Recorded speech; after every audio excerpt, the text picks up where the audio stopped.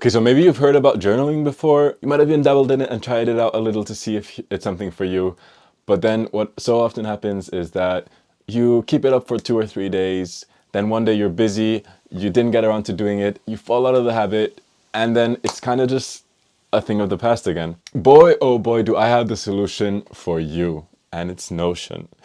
No, this is simply something that works for me. I'm going to tell you why towards the end of the video. I'm also going to tell you why journaling on paper might be a better option for some people. So stick around for that. In the meantime, let's go through today's agenda. We're going to be talking about 3 reasons why it's important to journal.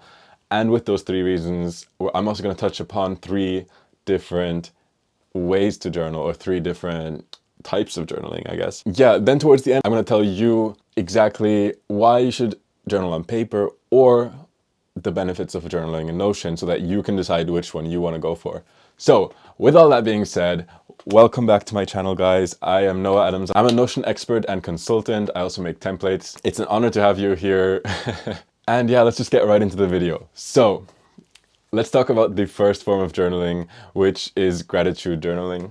I'm of the firm belief that we shape our own reality. Now, when I say that, I mean that certain things can happen to us and certain external forces exist that we don't have control over.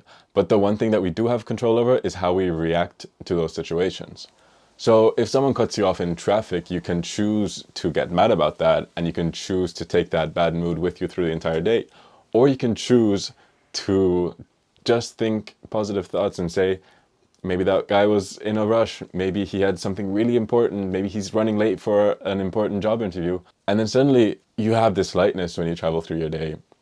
And I think, coming back to journaling now, I think if you use journaling in a gratitude type of way, and you wake up every morning writing 3 things that you're grateful for, your mind slowly changes to focus on the things you're grateful for and not focus on the things that are going bad in your life.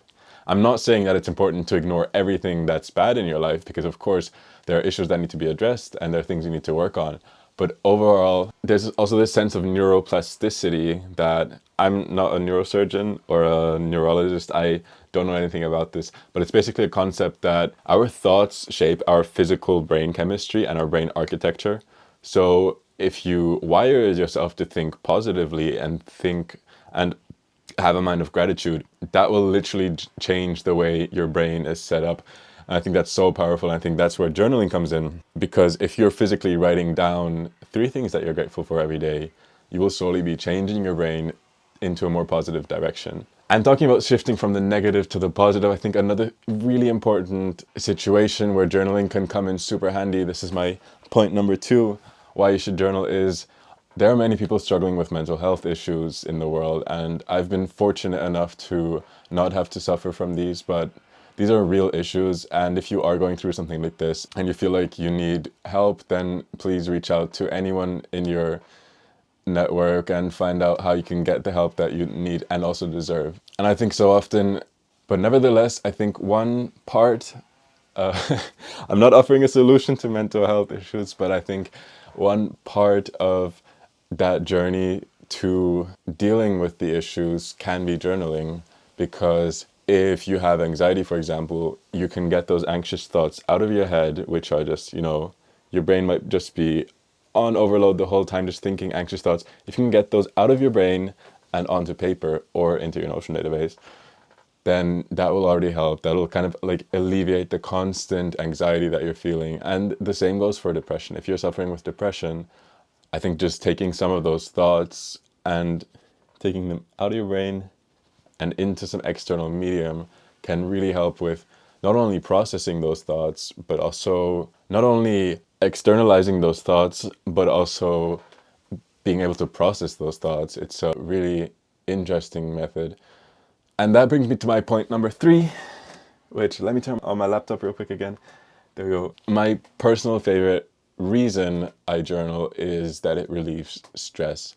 So personally, I journal in the evening just before going to bed, because I have a lot of things going on. I own 2 businesses. I work on the side. I also study. I'm a full-time economics student. And, there's, my social life is not always smooth sailing. There's conflict. There's business issues, there's clients, there's projects, there's tasks, and my calendar's just so full, and sometimes it's hard to find sleep with all those thoughts in your head.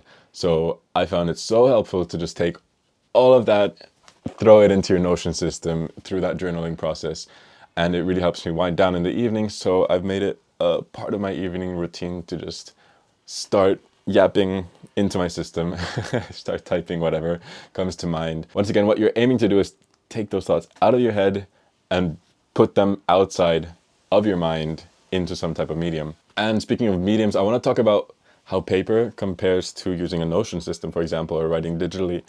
I think the paper option, or having a journal, a book, a notepad, something like that, I think it's really good because it's a lot more personal, because there's a process of physically moving your hand and writing out each letter, which is really beautiful, I think. But for me personally, my problem with that is that I don't like my handwriting.